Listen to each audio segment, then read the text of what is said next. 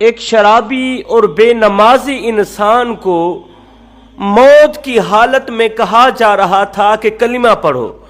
ایک تو وہ شرابی تھا، دوسرا بے نمازی تھا. اسے موت نے آن گھیرا. موت کی حالت میں اسے کہا جا رہا تھا کہ کلمہ پڑھو، تو وہ آگے کہہ رہا تھا تو بھی پی اور مجھے بھی پلا. میرے نبی نے فرمایا جس حال میں زندگی گزارو گے اسی حال میں مرو گے. اس شرابی نے ساری زندگی شراب پیتے ہوئے گزاری ہے. اب موت کے وقت لوگ کہہ رہے ہیں کلمہ پڑھو، تو آگے وہ کہہ رہا ہے تو بھی پی اور مجھے بھی پلا. جوانوں، زندگی میں کبھی بھول کر بھی شراب پی کر نماز نہ پڑھنا، بہنوں کا حق مار کے نماز نہ پڑھنا، بوڑھی ماں کی آنکھوں سے آنسو نکال کے اللہ کے حضور سجدہ نہ کرنا، بوڑھے باپ کی عزت والی پگڑی خاک میں ملا کر بغیر توبہ کے اللہ کو سجدہ نہ کرنا، کیونکہ یہ ایسی نماز ہے جس کے پڑھنے سے ثواب نہیں ملتا، گناہ ملتا ہے. حضرت عبداللہ بن مسعود رضی اللہ تعالی عنہ فرماتے ہیں، فرمایا زندگی میں کبھی بھی بے نمازی اور شرابی کی قبر کھود کر دیکھ لینا، بے نمازی اور شرابی کی قبر کھود کر دیکھ لینا، اگر اس کا سر قبلہ سے نہ ہٹا ہوا ہو، بے نمازی کا سر قبلہ سے نہ ہٹا ہوا ہو تو میرا سر تن سے جدا کر دینا. یہ حضرت عبداللہ بن مسعود رضی اللہ تعالی عنہ نے بڑے ہی دعوے سے کہا کہ اگر بے نمازی کا چہرہ قبلہ سے نہ ہٹا ہوا ہو تو میرا سر تن سے جدا کر دینا. رسول اللہ صلی اللہ علیہ وسلم نے فرمایا کہ کافر اور مسلمان کے درمیان فرق صرف نماز کا ہے. کافر اس لیے ہے کہ وہ نماز نہیں پڑھتا، اور مسلمان اس لیے ہے کہ وہ اللہ کے حضور جھکتا ہے، وہ سجدہ کرتا ہے. مسلمان اللہ کے حضور جھکتا ہے اس لیے تو وہ مسلمان ہے. میرے نبی نے فرمایا 10 قسم کے لوگ ایسے ہیں جن پر ہر وقت اللہ تعالیٰ ناراض رہتا ہے. 10 قسم کے لوگ دنیا میں ایسے رہتے ہیں جن پر ہر وقت، ہر گھڑی، ہر لمحے میرا اللہ ناراض رہتا ہے.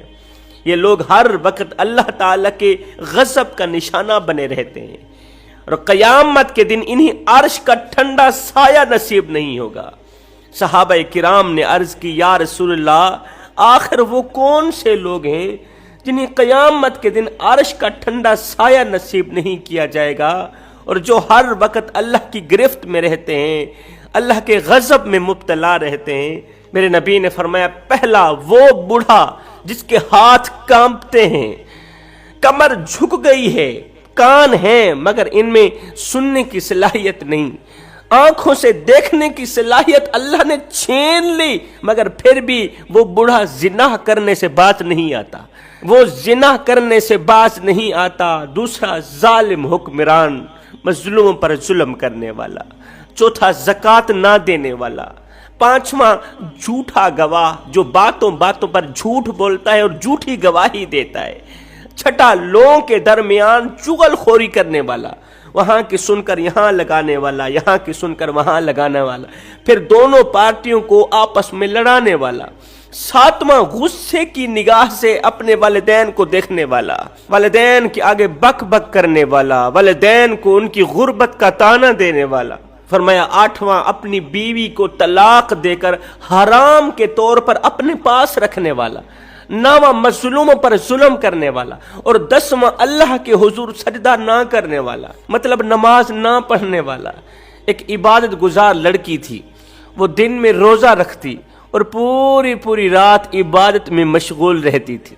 جب اس کی شادی کرنے کا وقت آیا تو ماں نے پوچھا کہ بیٹی، ہم اپنا فرض ادا کرنے کے لیے رشتے کی تلاش میں ہیں، ہمیں بتایا جائے کہ کس طرح کا ہم سفر اپنی زندگی میں رکھنا پسند کرے گی تو. اس نے کہا جہاں بھی کرو، جہاں بھی کر دو، لیکن رشتہ طے کرنے سے پہلے ایک رات اور ایک دن اس لڑکے کی موجودگی میں اس لڑکے کے گھر تم لوگوں نے رہنا ہے. لڑکے کی موجودگی میں لڑکے کے گھر تم لوگوں نے رہنا ہے، اور دوسرے دن اس لڑکے کا اٹھنا بیٹھنا مجھے بتانا. پھر جا کر میں فیصلہ کروں گی کہ اس لڑکے کے ساتھ میں رہنا پسند کرتی ہوں یا نہیں کرتی۔ والدین نے ایسا ہی کیا۔ دوسرے دن ماں نے جب لڑکے کا اٹھنا بیٹھنا بیٹی کو بتایا تو بیٹی نے کہا مجھے ایسے بدبخت لڑکے کا رشتہ قبول نہیں۔ عبادت گزار بیٹی نے کہا ماں مجھے ایسے بدبخت لڑکے کا رشتہ قبول ہرگز نہیں۔ ماں نے کہا بیٹی وہ کیسے؟ وہ خوبصورت بھی ہے، مالدار بھی ہے، کسی چیز کی کمی نہیں ہے۔ بیٹی نے کہا ماں اس کے پاس سب کچھ ہے مگر اس کے پاس نماز نہیں ہے۔ آپ خود ہی تو کہہ رہی ہو کہ اس نے نماز نہیں پڑھی تھی، باقی سب کچھ کیا تھا۔ ماں اس کے پاس سب کچھ ہے مگر نماز نہیں ہے، مجھے اس کے سب کچھ کی ضرورت ہی نہیں ہے۔ بیٹی نے کہا ماں کسی بھی مسلمان کے لیے یہ جائز نہیں کہ وہ بے نمازی کو کھانے میں شریک کرے یا اس سے اپنی بیٹی کی شادی کرے۔ کہیں ایسا نہ ہو کہ بے نمازی پر اللہ کا عذاب برسے اور ساتھ میں تمہاری بیٹی بھی تباہ ہو جائے۔ ماں کیا تو جانتی نہیں ہے کہ نماز دین کا ستون ہے، نماز مومن کی معراج ہے، اور سب سے بڑی بات نماز میرے اور آپ کے کریم آقا کی آنکھوں کی ٹھنڈک ہے۔ وہ نبی جو ہمارے لیے غاروں میں رویا، یاروں میں رویا، بازاروں میں رویا، پتھر کھائے، دکھ سہے، تکلیفیں برداشت کی، وہ نبی آخری سانسوں تک فرماتا رہا نماز کا دامن کبھی نہ چھوڑنا، نماز کا دامن مضبوطی سے پکڑنا۔ ہائے آج کا نوجوان کہتا ہے جی دین پہ چلنا بڑا مشکل ہو گیا ہے۔ یہ وہ نوجوان کہہ رہا ہے جو مسجد کے اندر داخل ہوتا ہے تو آگے مخملی قالین بچھے ہوئے ملتے ہیں، ایسی لگے ہوئے ہیں، ہیٹر گیزر چلے ہوئے ہیں، موسم کے مطابق ٹھنڈا اور گرم ماحول دستیاب ہے۔ مخملی قالینوں پہ کھڑا ہو کے نماز پڑھنے والا، قیام کرنے والا، رکوع سجود کرنے والا شخص کتنے ناز اور نخرے سے کہہ رہا ہوتا ہے جی آج کل دین پہ چلنا بڑا مشکل ہو گیا ہے۔ میں کہتا ہوں صاحب ایک بات تو بتا، کیا دین تیرے لیے مشکل ہے یا کربلا کی سرزمین پر حسین ابن علی کے لیے مشکل تھا؟ آج دین تیرے لیے مشکل ہے کہ تیری مسجد کے اندر ایسے لگے ہوئے ہیں، گیزر لگے ہوئے، ہیٹر لگے ہوئے، ٹھنڈا اور گرم پانی دستیاب ہے، ٹھنڈا گرم ماحول دستیاب ہے۔ مجھے اتنا بتا دے ہن دل تے ہاتھ رکھ، سچ سچ دس ہے مسلمان کا مطلب کیا؟